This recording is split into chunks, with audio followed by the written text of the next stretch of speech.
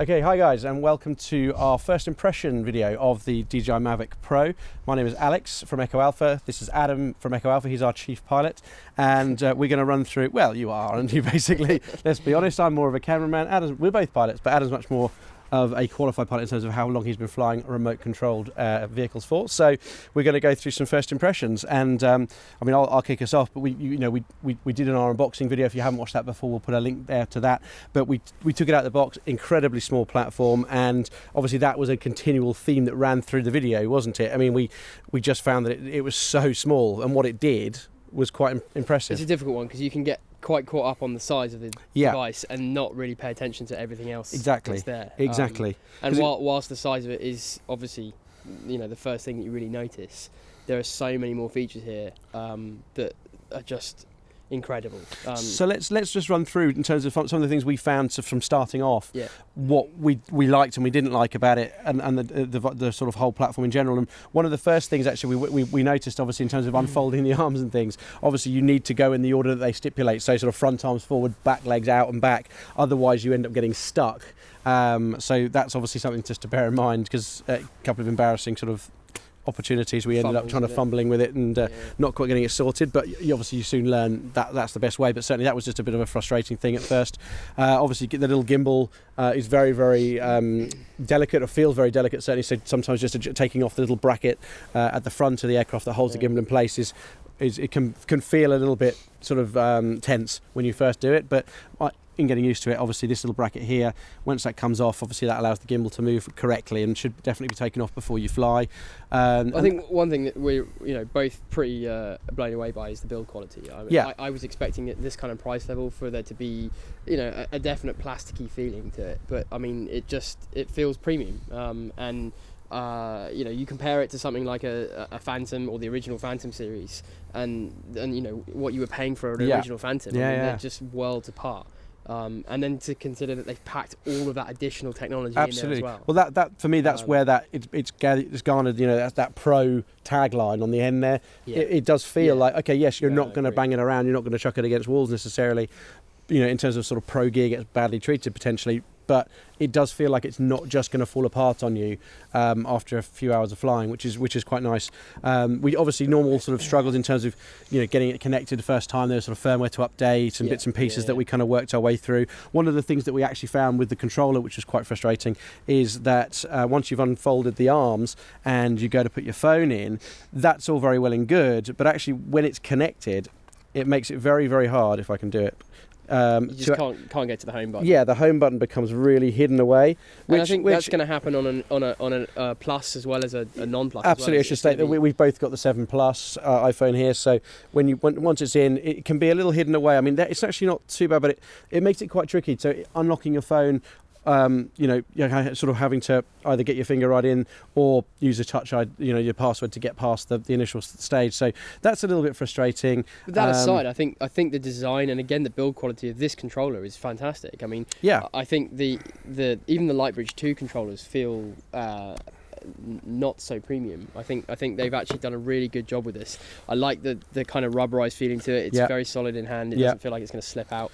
And the fact is that you can have a controller this size that has all of the features that you need absolutely to fly a drone like this. And whilst it's very different to the DJI controllers that we're used to flying with, the buttons, very, very quickly you get, orientated. You still got your C1, C2 buttons here. Your record and your take still videos. They're on there as well. Everything feels very. After a little while, it feels very familiar, particularly then with the app interface when it's paired with the app that you're familiar with. But actually, that aside, I have to say I love the screen. Absolutely, the screen is brilliant. It gives you all of the information you need at your fingertips, and you can see it in really bright sunlight. Yeah, absolutely. The visibility on that screen was really, really handy. And actually, very quickly, it felt a little bit more professional in terms of a flying point of view, that we weren't just looking at a software-based app. Yeah. It felt that there was actually some proper telemetry kind of going on there that we could use to fly, which was really helpful. And things like having the actual percentage of the controller of the battery for the that was nice, because on the other one it's kind of well, how many dots is 75%, and so or do I need to charge it or not, kind of thing. Whereas this actually quite obviously, and it charged pretty quickly as well. Yeah, it did. Yeah, just charged quicker than the actual main flight battery. Than the battery, I'm really excited to see some of the features that the Mavic's got. And the Mavic controller, obviously the Inspire 2 is going to use the same controllers that we're used to, kind of Lightbridge 2 controllers, but the intelligent flight settings that we've used today, the active track, the tripod mode, we're going to see all of those features on the Inspire 2, and it's just going to make the Inspire series a really, really great camera platform. Absolutely, and just talking briefly about that, we tried both of those. We tried the terrain hold mode, which was good, but we don't really have any kind of hills to fly up where we're testing today, so we'll give that a bit more. And this is very much a first impression video, in that we're probably going to come back with another video soon, which will be a lot more of a, we've been using it for a few months, and this is what we now think of it, sort of more of a long-term video. Initial impressions on the active track, it worked pretty much straight away.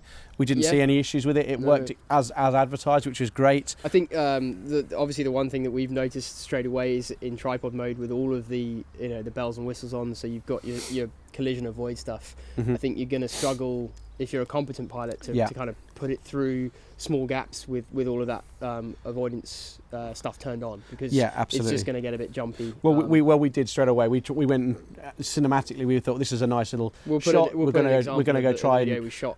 Yeah, exactly. We'll put some shots up to show that what we did with the vision positioning turned on. And the fact is that cinematically, you want to fly close to stuff to create parallax at times, and you're not going to be able to do that with the vision positioning system on. And I think other people have said that too. But yeah, for sure, we ended up turning that off quite quickly when we ended to do very sort of close proximity work. In actual fact, we couldn't do the shot going forward, so we had to stop and then do the same shot coming backwards, and that worked fine. But you don't always want to fly backwards through it. But. Yeah, and not always a possibility. I mean, and then we tried some other features very quickly, but the nice thing was all the familiar ones are there that you're used to as well, and also that we tried tap fly briefly as well, which was quite exciting. Although you never, with that technology, when you're used to piloting the aircraft, you're always never sure whether it's going to do what it's actually saying it's going to do. And to most extent, it did do that, which is great. And I think realistically, it being a single operator aircraft, I think realistically you're going to use quite a lot of those features. I think probably tripod mode is by far going to be our go-to. It's a really really useful tool. I've often said when flying certainly our S1000 and our Inspire 1, that we just want more sensitivity in the sticks. You want to just be able to, and the FreeFly Alta obviously is something that we saw do, with speed clamps. It's a very similar sort of idea. Everything gets slowed down, your movements can become bigger, and you can therefore get those nice cinematic shots without the kind of edgy sort of tentative movements that you can sometimes get if you're a bit conscious of where you're actually flying. But for, we're talking £1,000 system here. And I've been incredibly impressed. Absolutely. I mean, we've sort of nicknamed this the baby frog, because that's what it kind of looks like when it's all splayed out. But it really is a great little tool, and we're going to use it for a lot of things, especially flying indoors.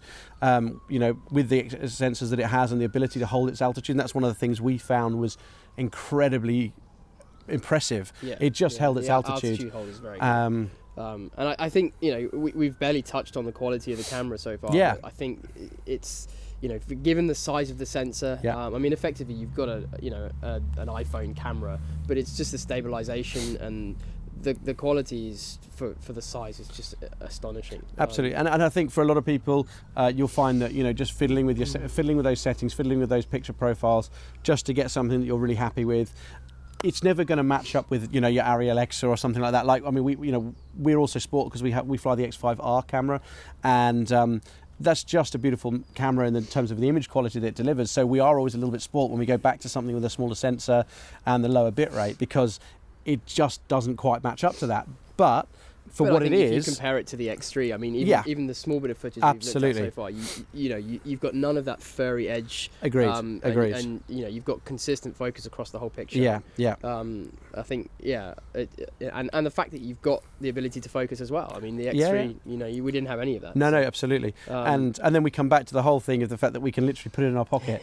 it is mind blowing. So that, I think, initial first impressions from our point of view.